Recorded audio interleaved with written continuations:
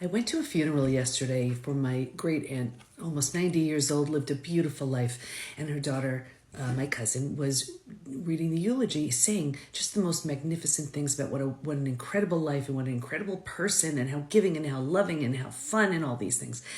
And it got me thinking, it's like I was like, wow, one day my kids, will be giving my eulogy, and what will they be saying? It's always very sobering, to go to a funeral. But think about it. What would people say about you? What would be the characteristics and the qualities that they would say? And yes, you've been betrayed, right? Would they say he was bitter, miserable, never got over it, lived half a life since, never trusted, never got their confidence back, was always doubting their own self-worth and self-esteem? Would they say that?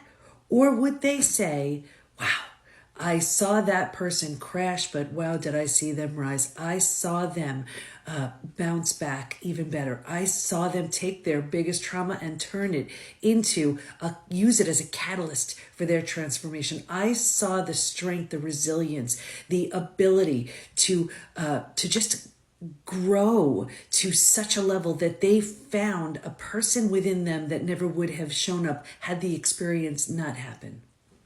What would they say? It's all intentional. Yes, you've been blindsided. Yes, you've been duped. You've been hurt so badly. Your heart's in a billion pieces. I get it. I've been there. And it is completely and totally up to you what you do with it. You can stay in stage 3 out of the 5 stages from betrayal to breakthrough, where you have your story and you're hanging on to it for dear life. And at the end of the day, you have your story. Or you can move through the stages and go into stages 4 and stage 5, where you take that experience and you say, okay, now that I've been through that, what can I do with this? What lesson can I learn? Not suggesting at all that it's your fault, it's your opportunity.